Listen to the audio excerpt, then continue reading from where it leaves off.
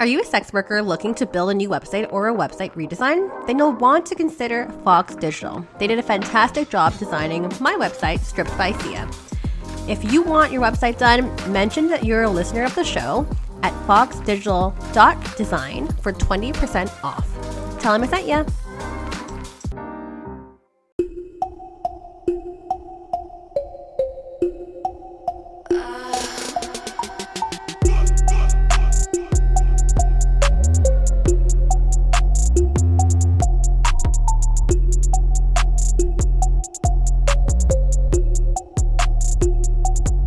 Hey everyone, welcome back to another episode of Stripped by Sia, your podcast for strippers, sex workers, and all the fancy naked people in between. I am your host, Steph Sia, aka Kim Chi. Good news, you can actually find me on stage this month, especially if you're looking to, tip me and shower me with all those little wonderful holiday tips. I would absolutely love that. I feel like I should know my schedule and yeah, where am I dancing? I'm dancing at Bar None. I want to say on December 20th. I want to say it's December 20th. It's a Thursday. I actually got to check my calendar on that. Also dancing at Whiskey Richards if you're part of the Fraser Valley. There is a fun new stripper night on Wednesdays and Saturdays, and I will be there on dates that I should have looked at my calendar before this, but you know what? It's too late now. But just follow me on my stories on Twitter because I can't remember and I just got booked for those. So come find me in person at some point and get a private dance for me in person if that's your thing. If not, you could find me online because I'm also a cam model. You can find me in Streamate under Sia on Camera. I'm also an OnlyFans creator as well. You can find me as well there, Sia on Camera too. And I was a sugar baby for many years, which is how I entered the wonderful adult industry. And now I just talk about not just my experiences, but I talk about a lot of people's experiences on this show in sex work. And what are we doing here on the show? We are destigmatizing sex work. And I do that by, as I mentioned, bringing different guests onto the show to talk about their specific corner of the adult industry and to, again, really illustrate an accurate portrayal of what sex work actually is. Because there's a lot of misconceptions out there and a lot of assumptions and stereotypes and all the negative things. So I'm just really trying to set the record straight. By telling people stories and giving people a platform because we definitely need our voices to be heard. So I've been doing this shit for about 4 years now, and it's been a wild ride, and I am super stoked to bring on today's guest, and we will be talking about building community in sex work, how to do that as a sex worker, what is peer support, what is community? All these questions, they're absolutely valid, and we'll be talking about all the things with our esteemed guest. But I got to get through some things first. So I got to talk about saying hello to the lovely Patreon subscribers. Those of you who are on the lowest tier, middle tier, top tier, all the tiers are great. I think it's wonderful that you guys are helping support the show. You're basically funding my website hosting costs. And anytime I get to or want to go away to an adult industry event, that also goes towards that. I don't have any more events for this year, but potentially next year there will be. So thank you to those folks. I just want to give a quick little shout out to those who are on the middle and top tier. You guys get a little fan recognition shout out. Woohoo! We have Snoo all the way from Germany. We've got Justin Erickson, who's from the States. We've also got Geyser, Selena Money. We've got Moxie Mayhem, Eric Araujo. We've got B York, Mechanic King. Thank you so much. I super appreciate you all, and I hope you find some wonderful goodies on Patreon, including video exclusive access. So getting the episodes early, you get the full unedited raw footage on there. You got tons of bonus episodes, lots of sneak peeks about who's coming onto the show before anyone knows about it. So lots of really great things that you can check it out. I cannot make sentences today, but this is where I'm at. A tier is starting at $4 a month, and it goes up from there. It goes up to like $10. So yeah, you can check it out. It is patreon.com/strippedbysia. And if you like this show, you might like other adult industry related shows as well. So just shouting out my network, which is Skyhawk After Dark. It also hosts a bunch of adult industry related podcasts and videocasts. So feel free to check them out at skyhawkafterdarktv.com. And last but not least, I did mention my website, who was also made by someone who supports sex workers and is an ally to our community. His name is Anthony Joe. He is the person behind Fox Digital, which is a website building program, not program. He builds websites for sex workers. And he's giving all Strip by Sia listeners 20% off. So if you are in the market to get a new website done, or maybe you need a makeover for 2024, go hit him up. It is foxdigital.design and tell Anthony I sent ya. Okay, we're back at doing this for 5 minutes. Why can I not make words and sentences today? Life is hard today. And if you are hearing a cute little giggle, you're not imagining things. We do have a cute person on the show today. They go by the name Lavender Grunge, and they are a fetish model. They're a femdom. They're a kinkster. They're an adult creator. I don't know if I can say founder of the Loops SWA or yeah, they're nodding like yes, which we will definitely be talking about later today. But we are talking about, as I mentioned, community. We're talking about, bringing people together in our community and what that might look like. So please, I like to extend a warm welcome to Lavender Grunge. Hello. Hi, thank you for having me. I'm so excited to be here. So excited to have you. Excited to have you here. Lavender and I met at the Living in Community from Response to Resilience Sex Worker Conference that happened last month at the time of recording. So about a month ago now. And they were just super excited. And also you were in a lot of the seminars that I attended as well. And you asked some great questions. Thank you. There, like a lot of things to think about. So I'm just stoked to bring you onto the show because I feel like you are a wealth of knowledge and your expertise needs to be shared on the show. And yeah, I'm just super stoked. I'm stoked for you to be here. I appreciate that. Yeah. I was like kind of starstruck to see you, honestly. My friend had to like go get you and like I was like, don't. I was like, hello, I'm just gonna sit here. But you know what? You know what's really great about that conference is that like everyone was so cool. And even though I was nervous a little bit, I actually felt really welcomed and supported. And we're like, these are my peoples. So I don't feel as nervous. Yeah, absolutely. It was like a really like a wholesome kind of environment. Yeah, it was great. I'm hoping that we have another one at some point, but I don't think it's going to be every year, but we shall see. Maybe once every few years, but TBD. It's a lot of work. Lavender, I made an introduction of you or what I think I know about you, but I always like to give the opportunity for my guests to define themselves in words that they feel they want to describe themselves in. So I'm going to throw the mic back to you and you can describe to the lovely audience who you are in your own words and terms. Sure. Yeah, I'm Lavender. I've been in the industry, oh God, almost 10 years. Wild. I started as a sugar baby and quickly realized I didn't want that much emotional labor. So yes. I started escorting, which like worked way better for me. More transactional. I'm cool with that. Yeah, I was trying to get out of a scary relationship, and now I do like kind of everything. I'm a femdom. I make online content. I do key holding. I do community organizing. I do one-on-ones for new workers about safety. And yeah, I started the Loops SWA, Sex Worker Alliance, here in Kamloops, BC, because there were really no resources for us.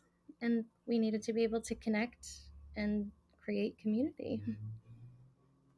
I love that. And I would love to learn more about the loops as well. I mean, I'm sure we will in this episode, but maybe a quick little rundown too. Like, when did you start that? Because this was like the first time I had heard about it. Was at the Yeah. conference. I'm like, what is this? And Kamloops has something like that. Like, that's awesome. So please tell us more about the loops. Yeah. Okay. So it's an entirely peer-led organization. We do peer supports for other sex workers. We host 4 monthly events, including 2 admin days where you can come and bring your computer and your phone and your projects and get your shit done in community with other workers in a space where you have the ability to openly ask questions and talk about your work in a non-judgmental way. Like, it's pretty cool. We have a Discord server where we host our blacklist. We have a check-in system for in-person workers to make sure that someone knows they're safe, and that someone can contact their preferred emergency person if something does happen. We're currently in the process of setting up a safe driver program. Yeah, we keep busy. Yeah, and that's so incredible to hear too that you offer so much support there. Because if for those who are listening, because I know there's a lot of American listeners and people from around the world, Kamloops is about like a 4-ish hour drive from Vancouver, 4 to 5. Yeah, so 4 to 5 hour drive. So it's not like, I mean, it is a decent sized city, but like it's not as big as say like Vancouver or other like other major cities and stuff too. So I really wanted to bring you on the show to talk about community, how you're able to build that, how do you foster that, and especially like when you're in like a quote unquote smaller town where like access to resources are very limited. Yeah. I would definitely, I'm sure we're gonna go deeper into this topic later on. Unless you want to talk about that now, that's totally fine as well. But I'm going all over the place. Yeah. I think like basically the challenge of being here is that it's very like isolated. Like, we're literally in the middle of the mountains in a bowl. Like, we are a desert environment because of where we're located. So a lot of Mhm. people will come here like from Vancouver or the other way from Vernon and like get stuck. If you Mhm. like are not high income, if you're like trying to find your path or figure out where to go, like a lot of people just end up here. Um, and then there's not like a real sense of community being fostered because so many people feel like they're here temporarily. Mm. Almost like transient type Yeah. of not yeah, a little bit transient folks or like people that are trying to find their way or like what's the next step? This is like a transitional Yeah. kind of period and whatnot. Yep. Interesting. I didn't know that about That's the people Kamloops. who live here. That's, I mean, the clientele we have are largely traveling through here. They're not people who like reside here year round. Hmm. Yeah, there's like a big culture of seasonal work here. Wow. Yeah. And that's very, very different too. So that can be hard to like kind of, I guess, build foundation Yeah. or have a foundation, secure foundation for sure. Hold that thought because I think we can definitely dive more into that later. Mm. But maybe we should start at the beginning for those who need a lesson in Canadian laws and how it pertains to sex work. I always love talking about the stuff too. It also always just provides a good little refresher as well. So I think that's probably a good place for us to start in terms of like laying out the groundwork and how that affects sex work and how this affects building community. So why don't we start there? Yes, absolutely. So in Canada, we operate under the Nordic model, which means that sex work is legal for providers and illegal for purchasers or clients.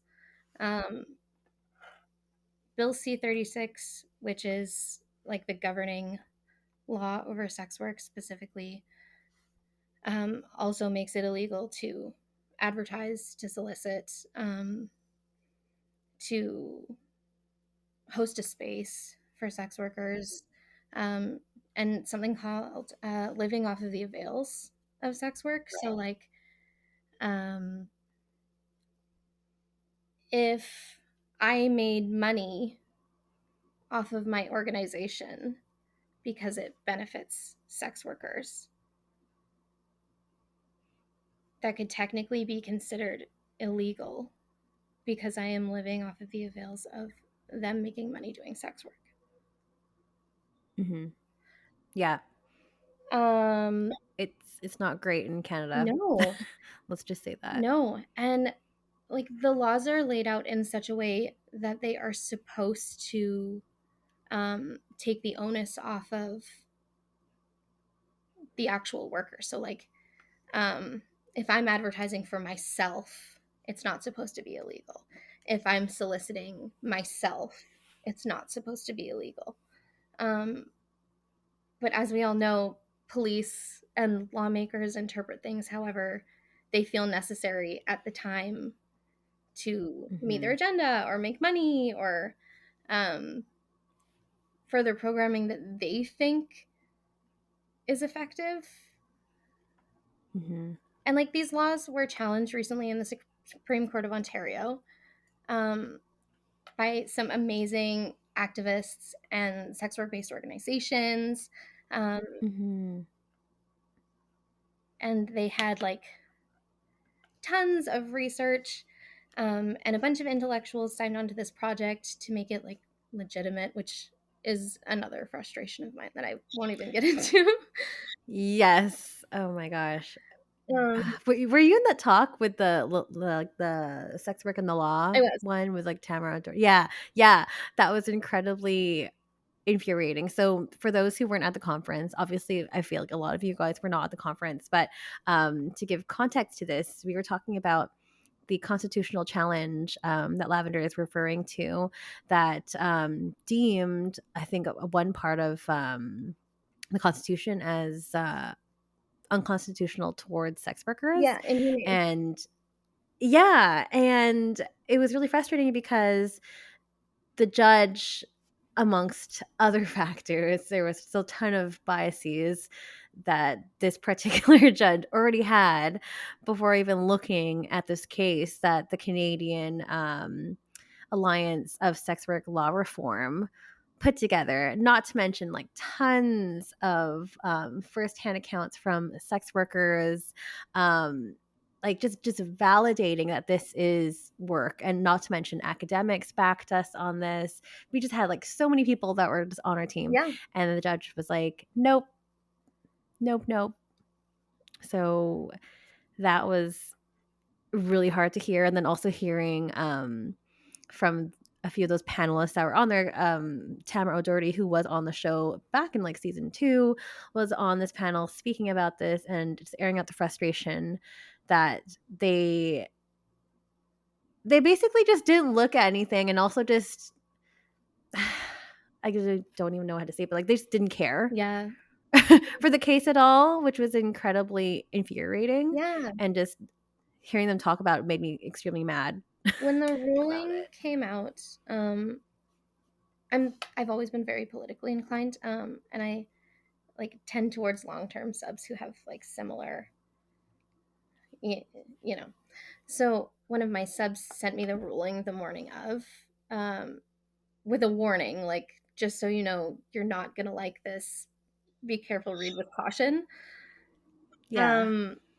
And so I started reading through it. And in the first page, the judge said that it was clear that sex workers did not understand the laws. It was clear that the Right. people who have to exist within these laws just didn't understand that we were actually being helped and that it was not harmful even though we thought it was.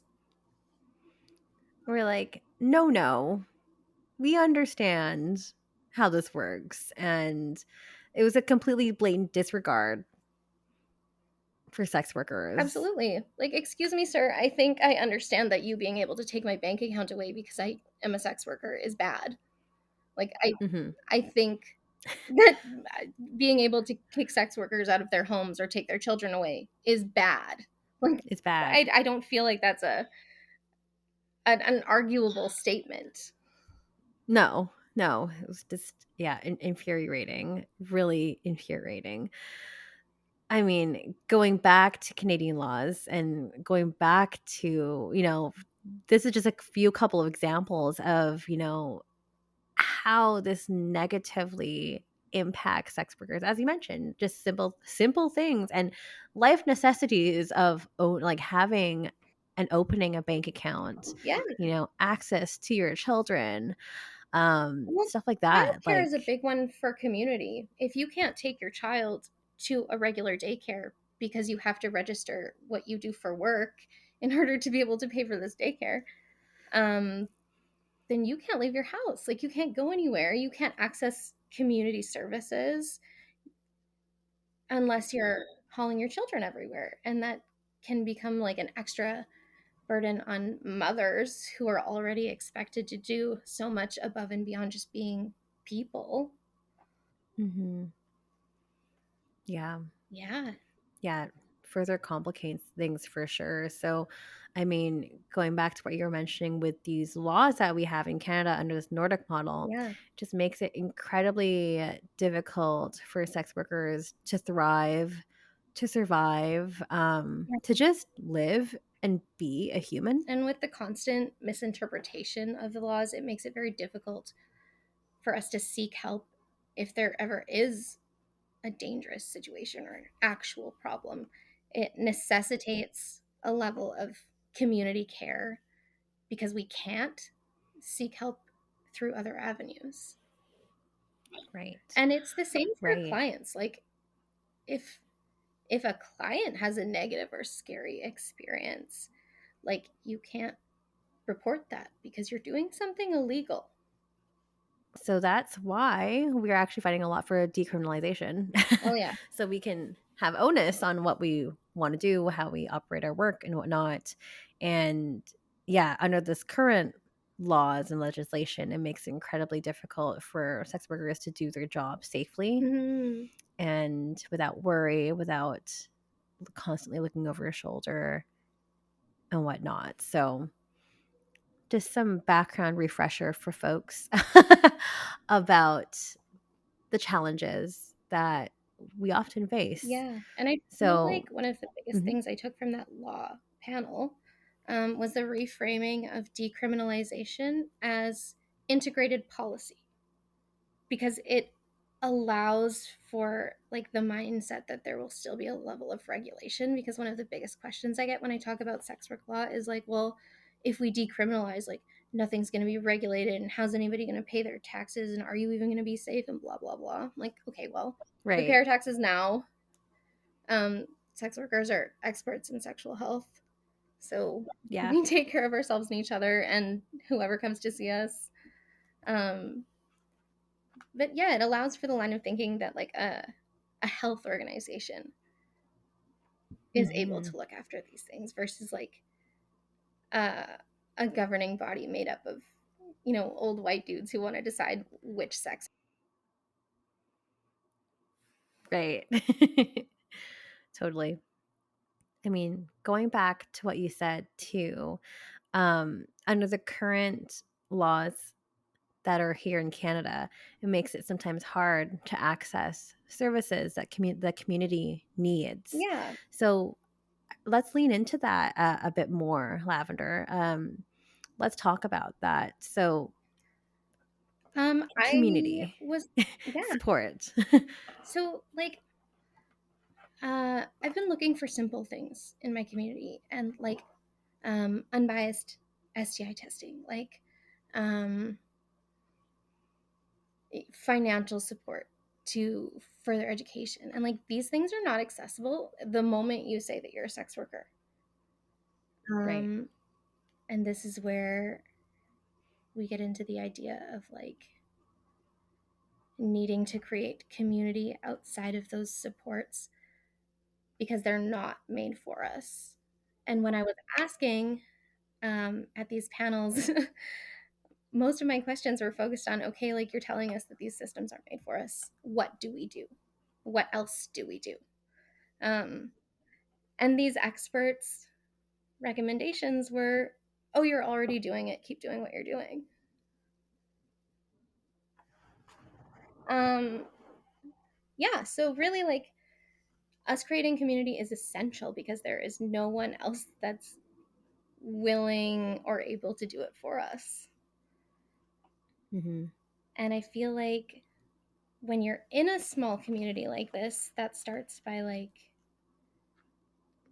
I don't know, the first thing I did was Google Kamloops boudoir photographers. And then Mm-hmm. I would look at each of their Instagrams and go through and see if I recognized someone or identified someone as a sex worker. Or I would click on their models and go through and see, okay, are you just a model? Are you a person taking a sexy photo shoot? Are you a sex worker? Right. Right.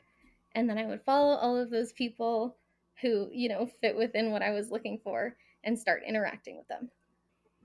Yeah, it starts so small, but it's Yeah, it does start so small. important.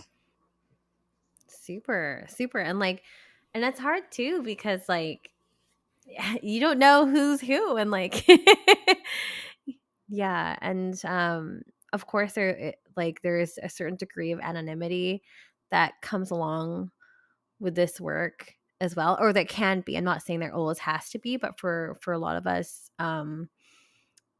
people need to conceal their identity for safety reasons, or if they have a family and stuff like that too. So like starting up, but like I guess my question is, like, when you started, say, like with the loops and trying to build that community, was it difficult to find folks, or were people hesitant? Was there any kind of like pushback and stuff too, or like skepticism?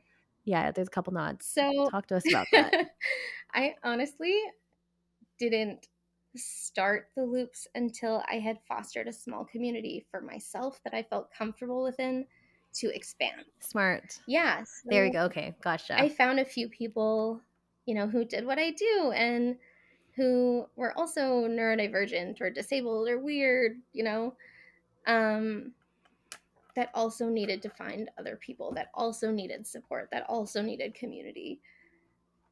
Mm-hmm. And then I Yeah. went searching because I was like, okay, there are all these amazing sex work organizations in BC. Um, like there's Peers, there's Pace, there's Swan. We've got like so many. There is no way that there's not a single one that has programming here. Mm-hmm. So Yeah. I went around to like the community organizations in town and I was like asking questions and I did a whole bunch of internet searching. And there's this great community organization in town called Ask Wellness that does a bunch of like housing and addictions programs and like all kinds of cool stuff. Mm-hmm. And they had a program specifically for survival based sex workers, but it was largely aimed Okay. at getting people out of sex work. And that always Oh. gives me the ick. Yeah, I was like, "Yay!" And I was like, "Oh, no." Yeah. That's disappointing. So I called their organization and I was like, hey, um, this is what I do for a living. This is what I've seen. This isn't the vibe. Yeah. And none of them could tell me who to talk to or how to get in touch with those people or like, Oh, yeah. So I did a whole bunch of searching and I finally found a phone number and I called them for like a year. okay. And I was just Okay. holding meetings with like people that I knew and organizing little shoots and like um, getting people together in my living room to do work together. Mhm. And I was like, you know what? Like, if they're not going to listen to me, I'm just going to do it myself because that's not what we need. And I know what is. Mhm. Um, oh, and I was looking for like supports for education. So I went into Work BC and I was like, hey, I know you guys have a program that if you're, underemployed, you provide financing for some education. And they were like, okay, well, Oh, right. what do you do now? And I said, oh, I'm a sex worker. And the guy just like stopped what he was doing, like dropped his hands from his keyboard, slid his chair back, like stared at me with the biggest eyes you've ever seen. Oh my god. Yeah, he's like, I don't Oh know my what to do god. now. I'm like, what do you mean you don't know what to do now? Like, what's the next step in your job process? Like, what do you do next? Yeah. Oh my Um, gosh. but I saw a few people there, and I said, look, I want to get certified as a sexual health educator. and I want to Mhm. provide programming for sex workers. And like, we need some supports here in town. And so they told me that that program existed. And I was like, yes, I know. I've been trying. I can't get a hold of them. Like, I've done everything I can. So they gave Mhm. me the phone number of the brand new director who had just got the job like that day. Oh, Yeah. So I phoned her exciting. and she answered the phone and she was very nervous. And I was like, I'm, I'm a little aggressive. Okay. I'm a dumb. It's what I do. I'm so sorry. And I was like, hey, I've spent so long trying to get in touch with you and I have all of these concerns and like my community really needs help and the language on your website is bullshit. And I'll give it to her though. She was so like kind and patient with me and like Yay. actually like talked it through and we sat down and had a meeting and Oh, she good. changed the language on their website and Awesome. now we like actively collaborate with them and there was a representative Amazing. from their program at the conference as well. Oh, amazing. Are you Yeah. serious? That's awesome. So good. And that's just like a really good example, like your own personal experience about like, okay, small changes, but it can actually have like an impact. Mm-hmm. So, and that was all directly trickled down from you being super persistent, which is awesome. Yes. That's like the You're like, yeah. thread in my life. So that's really great. And I mean, and that's so great that they were able to come to the conference too to really get more of, I guess, a feel and also just hear about other current issues of, Yeah. you know, how we are affected and stuff too. So, I mean, going back to community and building this up as well. So, you were able to build a small community that you're comfortable with for yourself. Mm-hmm. And then from there, start to build out. And then you had this idea for the loops. Like, Yeah. how did that materialize? And like, how did you start that out in like terms of like organizing folks together? So I will talk literally anybody's ear off about sex work and sex work policy. Um, Yes. Catch me at your local coffee shop making someone uncomfortable. So, one of my subs who had listened to my sex work speech, 80 billion times, said, "Why don't you just start a Discord?" And I said, "I don't know what that means." Smart. um, so he like showed me the basics and made me I love a that. Discord, and Oh. I'm like an 80-year-old man, dude. Like I can't. Every time someone's like, learn Telegram, learn Stack, learn, I'm like, bitch, no. Too much. So he made a Discord for you. This is awesome. This fan sounds awesome, by the way. Oh, yeah. I have awesome subs. Hi, guys. I You're love it. great. You better be listening to this. Right? Yeah, they're like genuinely good people and take good care of me. And I really value them. Love it. Love it. Yeah. So he made me a Discord. And I was like, okay, let's start doing the thing. So the first thing I organized was admin days. And we did them like once every 6 weeks. And now we've gotten to the point where we do them every other Wednesday. Yeah, it just like kind of resonated with people. They're like, oh, I don't have to do this all alone in my house by myself. I don't have to do all of the research. I don't have to learn every single thing about an entire industry on my own. Yep. Because there's no Yeah. prerequisites for this job. Like, nobody teaches you how to do this. It's a lot of trial and error. And I would love to Hmm. help some people avoid some of the pitfalls of that. Totally. And I love that too. Like that admin day is such a great idea because like, as a freelancer, I'm a freelancer in my day-to-day like Yeah. civvy job outside of sex work, but I work primarily alone. In addition to my sex work as well, which I also do alone most of the time as well. Yeah. So it can be so lonely sometimes. So it's like nice that you almost like have like offering like a co-working space for sex workers, which I think is Yes. so freaking awesome. I love it. It's such a great idea. Ideally, eventually, we would like to have a physical space to be able to do that. Mm-hmm. That's just like accessible to our community whenever they need it. Mm-hmm. But I have very lofty goals about sex work workspaces. I would love to see some like safe in-person workspaces as well, but zoning laws and policy don't allow for that. Yeah. Well, good goals to have though. Right? Good goals to have down the line. You know, there's always a cost with everything, but it's good to have something that you're like aiming towards. So, Yeah. but this is a great start. And then you've also done some other in-person activities as well. Yeah, so I we know I saw do like, like a yeah. monthly shoot day so people can come and get their content for free. Um, Oh my we do the god, that's so concept. I awesome. have a client closet that we provide costuming out of. I have some amazing photographer friends who have been willing to donate their time for us. Yeah, and Amazing. then I do the editing. Super fun. Oh my gosh, that's so great. And like I don't even know if any organizations up here like in Vancouver even offer anything like that. So kudos to you for doing something so unique but also so needed in our community as I well. will say it's So, actually not my idea. There's a mm. great little group here that started shortly after us called Okanagan Sugar and Spice, and that's their Oh. only shtick is they do uh, content days for online creators, but not exclusively sex workers.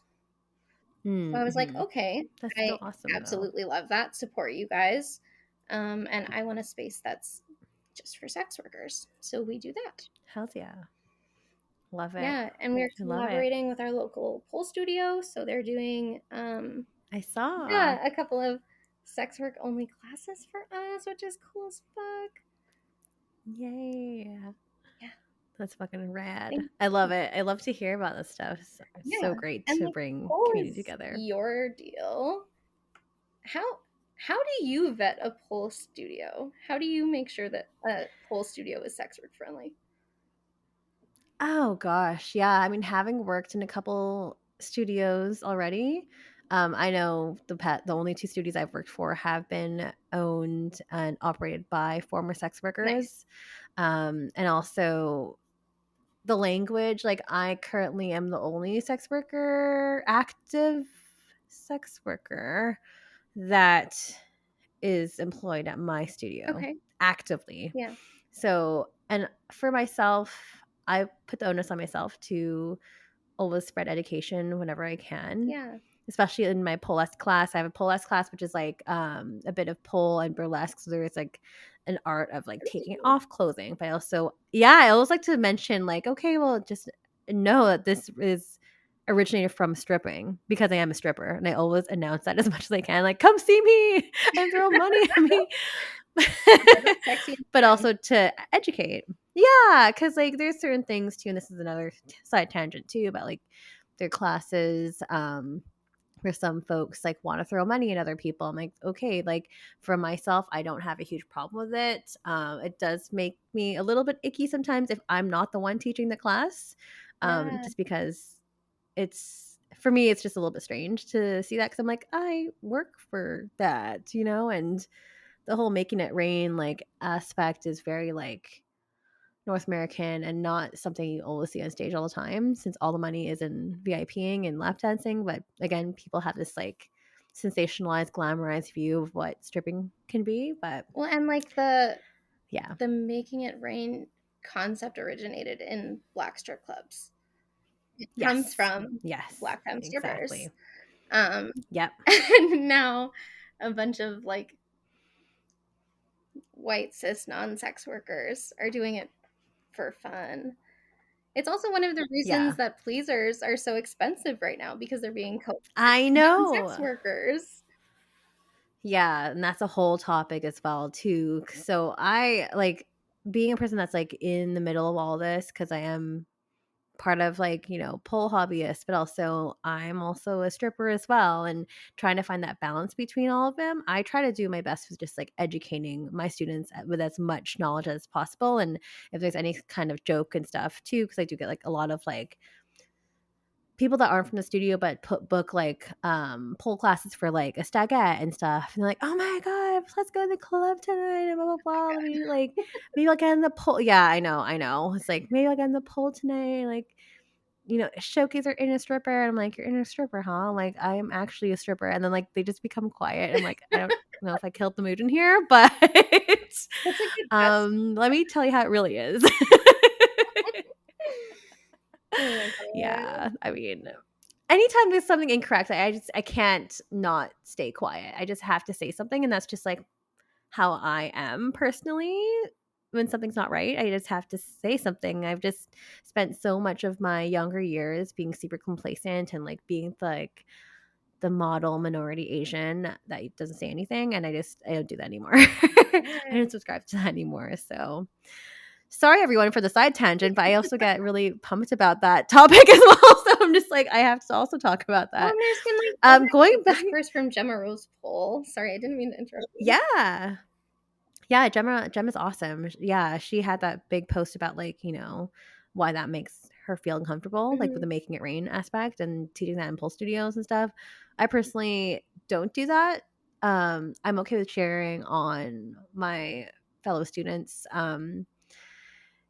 And plus, like, I don't know, I don't even know where to get fake money. I just don't care for it. It's just like, it doesn't personally offend me, but at the same time, like, I want to make sure that I'm the one teaching the class because I am an actual stripper. So I love the I don't know where to get fake money.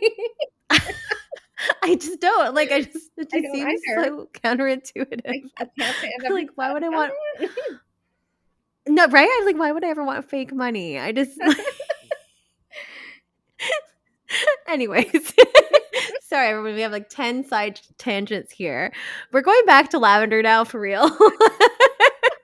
All that stuff is relevant though. That It's totally was relevant. totally my fault. So No, it's all good. But going back to you and talking about community, and talking about community safety yeah. and the difference between safety versus visibility, maybe we can dive into that topic. Yes. Okay. So I am a massively visible sex worker in our community. I've worked Mm-hmm. face forward for my entire sex work career. It was not something I ever considered not doing. But now that I live and work in a smaller city, and run a sex work based organization with people that need to be looked after that potentially need a different level of anonymity than me, like I have to carefully consider how I do collaborations, Mm-hmm. and tagging people, in my Instagram story, and like things that seem like courteous and normal and like parts of interacting online might not necessarily be safe for the people that I'm looking after and that I care about. And Oh yes. yeah, and like with our organization as well, like we have to be careful that we're not linking to people's accounts who don't have explicit knowledge that they're going to be on the Kamloops Sex Worker Alliance page. Mm-hmm. There's a lot of Right. open dialogue that has to happen there. And like we have people who do work with us that are non-sex workers, like the photographers. They also have to be aware that like they're not just taking pictures of a sex worker that's going to get posted on a page and look sexy. Like they're going to be represented as being out loud in front pro sex work. Right. And that's a scary position for a lot of people to be in that I've learned Yeah. recently. Totally. Yeah, so like a lot of the people in our organization have concerns because they have children. Yeah. And like I come back to this childcare thing so much recently because we just got childcare for our programming, which I'm super excited about. Yay! It's actually Congrats. through that other sex work program. The director of their program is donating some of her work time to look after kids for our program. Yay, an organization Amazing. collab. That's awesome. Yeah, Congrats. That's thank huge. you. So great. But it's on my mind a lot lately because of that specifically and because of the recent dialogue about sex workers being icky parents, which I don't love. Right. Um, Right. yeah, I don't know. There's just like things that I never thought I would have to consider as someone who's so open about my work. And even like Mm-hmm. I went and got an STI test. I've told everybody this story because I think everybody should hear it. I went and got an I went and got an STI test. I used Get Checked Online, so it's totally anonymous. Filled out my thing, and I was sitting in the chair, and she was like putting the elastic on my arm and asking me if I knew how to do throat and anal swabs. And I was like, yes, I'm a sex worker, no problem. Mm-hmm. She said, what? And I'm like, she goes, Oh is no. that real? And I'm like, what is what real? Like, am I real? Like, yes, I'm Yeah. real. She's like, I've never met one before. I'm like, I bet you have. Yeah, I bet Probably you didn't know it. We have. look pretty normal. And she looks at me dead ass, goes, but you're not dirty. Oh my god. Did she actually just say that? She fucking did. And I was Cringe. like I so did Cringe. not have the energy to educate this person while she has a needle in my arm. Yeah, exactly. So I was like, yeah, no, I'm Uh, not. Healthy, clean, whatever. And inside I'm thinking, yeah. oh my God, like sex workers should not be coming here. Houseless people should not be coming here. Like, and like Oh that my makes me gosh. And even just like, even that terminology of like dirty versus clean, that kind of like dichotomy is so problematic as well. I'm like, absolutely. And oh, like that's not how I ugh, speak about my testing results. So like in any context that she could have used the word dirty, it's inappropriate. And totally. Oh, I'm sorry that happened to you. That is, ugh, then she asked me a whole bunch ick. of questions about how much money I make and what kind of services I do. They always do that. I'm just like, Mhm. can I ask you how much money you make? Yeah, can I ask you what you do Like, in bed? yeah, it's so unprofessional. My freaking god. Yeah. Ugh, So they like always go to that. I hate that. I know. And being face forward like creates obstacles like these. Like I could choose not to say what I do. And like some of these interactions would be easier for me, but I also Hmm. feel like significantly less authentic. And like if she didn't have that interaction and like because I went and talked to her boss, like I called the manager. I was like, this is unacceptable and unsafe. Totally. And I'm concerned for other people coming into this environment. Um, Yeah. and so like she got to have a learning experience and I think that's great. But I don't want Hmm. these learning experiences to be at the expense of sex Of other workers. Yeah. people. Yeah. No, no, fair enough. Fair enough. That's not a great experience for anyone. Especially like how she could have made you feel too. Like, Yeah, if I was and sometimes, newer, if I was less confident in myself or in what I do, if I was, you know, in a place where I was not able to stick up for myself, like that could have potentially been very damaging. And I can see that mhm. preventing some people from getting testing, which is essential harm reduction. Oh, totally. Yeah. I'm glad you said something though, even though it wasn't to her face. Like, I'm glad you said something and you were out of there and not like having a needle jabbed into your arm Yeah. at that time. I mean, going back to the conversation, Lavender, you also mentioned like the importance of peer support. Let's talk about that for a second. What is peer support for those who don't know or might not be familiar with that term? Yeah. Okay. So peer support just means like support from people within your own industry who do what you do, who are from the same groups as you, who understand you. So, like, peer support doesn't only exist in sex work. It exists in and for lots of smaller marginalized communities. Um, trans people need other trans people around them to understand them. Um, yeah, everyone needs to be seen and heard and understood in a way that makes sense to them. And I feel like communities deserve the ability to decide what their care looks like. That level of autonomy is essential and really comes into play in this conversation for me.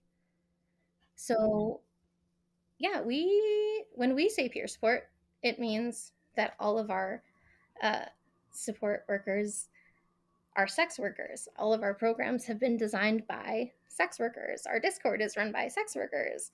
Um, yeah, if you come to us as a sex worker and need support, you're going to be received by someone with maybe not the exact same experiences, but the same realm of experience who has the ability to understand or direct you to someone who can.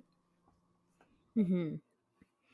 Yeah, that's so important because the ability to empathize, the ability to resonate with folks and not having to explain yourself or your situation to other people over and over again. Like you just have people that get it. Yeah, And that's so comforting to so many of us.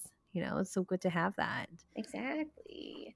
And I mean, like, there are a lot of people talking about sex work right now. Like, it's a hot topic, war on sex, all of that. Mm-hmm. And it can be difficult to wade through the opinions without that anchor of peer support. Like, I don't Mm-hmm. know if I could navigate the world and the shit that they make you deal with as a sex worker without other workers to support me.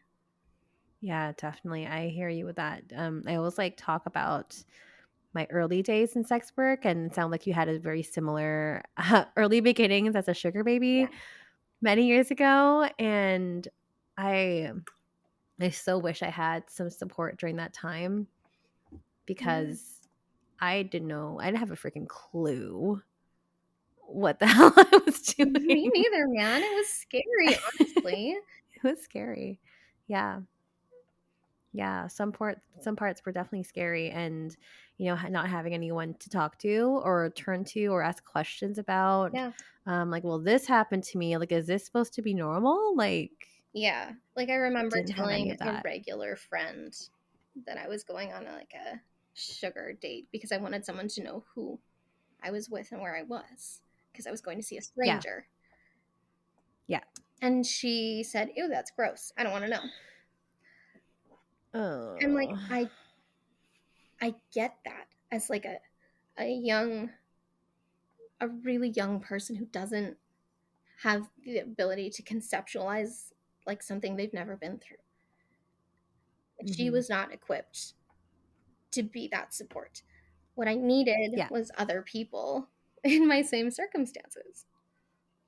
hmm, yeah, yeah. Because there's a lot of judgment that we are met with too, like the ew, like the Yeah. that. Yeah, like it's not a nice feeling, but I'm confiding in you specifically because I want you to know that I'm going to be with some dude and would want you to know like I'm safe. I hope you would care about Yeah, that. I want you to want me to be safe. Yeah, exactly. That sucks when that happens. I'm sorry that happened to you. Oh my god, it's fine. It's a million years ago. And like I yeah, have a much better ability now to navigate. Hmm. Yeah. Yeah. I think social media And is I so guess great for that. Social media was not that big when I yeah. started. Yeah, yeah, me too. Like I had Instagram hashtags were a thing, and that's how I kind of found my community when I was like a Yes. sugar baby back in the day. That's how I found my peoples.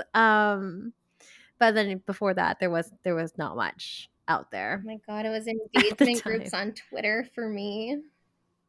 Oh, okay, there we go. I wasn't even using my Twitter for this point. Like I was using Twitter way back in like my civ life and Yeah. then like only re-picked it up again during the pandemic.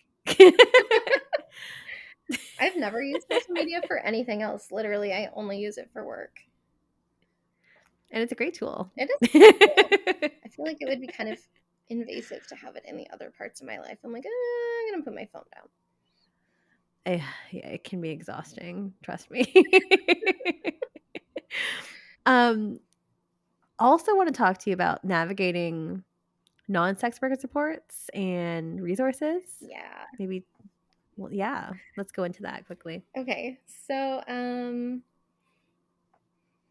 there's a couple ways to go about navigating non-sex worker supports. I feel like the most obvious is just not to say that you're a sex worker. As much as Mm-hmm. it like physically pains me to say that, there's so much bias in the way that our systems have been designed that they really don't allow for people to think outside of them. And Yeah. if you're not ready to be somebody's rude awakening, if you're not ready to have those conversations, like don't put yourself through that. Just don't. Yeah. Um Go with other people, get other workers to go with you. Uh when I go somewhere as a sex worker by myself, people treat me really weird. If I go somewhere with a group of sex workers, people think it's like fun and hot, which is dumb because we're That doing is so the strange. same things.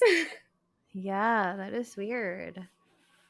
That is weird. I just feel like maybe people are less likely to attack, judge, and make assumptions Yeah, when it's like a group of people versus like one person's like a quote unquote like an easier target or yeah. easier opportunity. And you're like Yeah. outnumbering them on an ideological level. Like you all know Hmm. that you're there and are normal and positive and whatever. And there's this one person over here uncomfortable. No one wants to admit that they're that person. So they Yeah. default to the only other thing they know about sex work. They're like, oh, it's gross or it's sexy. Yeah. It's almost just like that dichotomy of like gross or sexy. There's no middle ground. And I think most of sex work is actually very middle Yeah, ground. it's So most used to be vanilla. I spend a lot of time doing office work. it's very Yeah, unsexy. like most of my domination work is like assigning self-care and like helping people develop as better humans. It's not, you know. Hmm. Um Yeah. yeah. Sorry, I Yeah. totally lost my train of thought. Oh no, you're good. We're just talking about like navigating non-sex worker Oh, yes, yes, supports yes. and resources. Okay. So don't tell them or go with other people or be like me and kick their door down and tell them they need to do better. I went to the Pride Festival here in Kamloops. And Hmm. there are a lot of community organizations there because it's their chance to show off how open and Yes. intersectional they are. And it's only with pride. Yes, only Only. with Pride. And so I went around to every single booth that was a community organization, and I said, "Hi, I'm Lavender. I'm a sex worker. Do you have programs for us?" And And what were their responses? most How did they respond? most of them would like take a step back from me and then like look through their leaflets and then tell me no. Oh my god. Oh my god, that's so sad. Yeah, But also just like so unsurprised at yes. that. But I was pleasantly surprised at how many of them were like, maybe we should do that. Maybe we should consider that. But I feel like a lot of them don't know how to start. Um, so, Hmm. like, right now, I am in the process of planning and executing a think tank for local sex work orgs to come and ask their questions and learn. And uh, anyone from our organization who would like to come and speak to these people directly is welcome to come and Hmm. have that platform, be humanized. Yeah, so Yeah. that's how I'm going about things. I love that. That's so great. And you're doing so much too. I'm so like just excited to hear everything that you've done so far, and just and it's not easy. It's a lot of work. It is a lot of work, and I do it for free. Actually, sometimes it Yeah. costs me money. Yeah. So, I mean, kudos to you. And again, like we need more representation in communities such as Kamloops and other smaller towns, Yeah. rural cities and stuff too, because there usually is nothing available Yeah. over there. I'm connected with some really awesome humans who do peer support in other cities.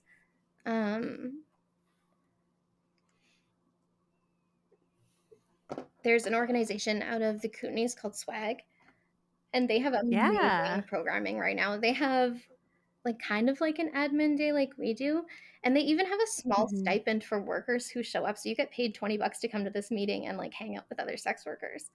I think that's That's cool as awesome. fuck. Get paid to hang out with us. Like, I would love I love to be that. able It's a to good get incentive. that. Yeah. Yeah. That's really great. Also, and this, can I just plug something too as Totally. well? If anyone wants to, I sit on the board at Living in Community and I chair the Sex Worker Engagement Committee. And if anyone ever wants to join online, we do have a monthly meeting and there is an honorarium for sex workers that attend as well. So, and right now it's a monthly meeting that we talk about like issues that sex workers are facing, anything that's like coming up within the pipeline. We have people from Victoria, people that are also in the Kootenays as well, and also within Vancouver. But if other people that are in British Columbia, sorry, only British Columbia, that want to join, please email me. We're always looking for more people to join Dude, the I want to committee. go. Yeah, I will send you information after this. I will send you info. But yeah, I mean, it's a really good way of connecting with people, and also like because I'm here in so-called Vancouver. And I'm not aware of all the issues that are happening elsewhere within our Yeah. province, or even if I'm just extending this to outside of BC, like I'm not aware of everything that's happening there. So that's why we want to have this committee going on to talk about said issues and anything that's been on people's mind, and for people to come and share information, resources. Just trying to do my part. Yes. Yeah. Um, but Lavender, before I let you go, where can we all find you? Oh my gosh. Okay. I am on Loyal Fans, Runaway Grunge, many vids, Lavender Grunge. I'm on TikTok. I'm on Twitter, Instagram. Yeah. And follow the Loops SWA as well. We're on Instagram. We've got a great Discord. We're always accepting donations of harm reduction supplies, specifically safer sex supplies and period products. Yeah. And send me money. Yeah. I want to spend it Yeah. on other sex workers. Send me money. I love that. We'll plug in all the links. So if you do want to send Lavender some money, or if you want to get involved as well, please reach out. Please follow, subscribe, do all the things. Really, really hope that this episode inspired some folks too, in terms of like how to build community in their own community. Because there's a lot of folks that do listen to the show and they're like, how do I get involved in the bigger picture, and how can I give back to the sex work community who's done so much for us. So I really hope this episode inspired, maybe encouraged some motivation for those who have been kind of sitting on the fence of doing something but don't know what it is. So maybe this is going to be on your goal for 2024, but who knows? But for everyone else listening at home, it's Stripped by Sia on all major podcast platforms. So if you feel inclined, I'd love a 5-star review on Apple, on Spotify. That really helps discoverability and for people to find the show. And yeah, it just helps overall in general. And if you do want to get in touch with me, it's Stripped by Sia on Twitter, Stripped by Sia podcast on Instagram, because my old one was taken down. Boo. Rude. And I know, super annoying. I know I have to start from scratch again, which is it is what it is. But where else? What else do I need to plug? Patreon.com/stripped by Sia. If you do want to be on the show, please pitch me on strippedbysia.com. And yeah, I do read all of the pitches that come in. And if it isn't a right fit, don't fret. Maybe I just will ask you to reframe it, be a bit more specific. Usually it's a lot of more, be more specific, narrow it down and stuff too. But I'm happy to work with you all on some upcoming episodes. So who knows? But Lavender, it was so fun chatting with you. I'm really glad that we finally found some time to get you on the show because I don't know, I felt that we really connected at the conference, but that's just me. Thank you so much for having me here. It was so great, and thanks for all that you do for the community up in Kamloops. It's really great to hear that, and also just dedicate this episode to your fine work up there. Thank you. Really appreciate it. Thank you so much. Thank you.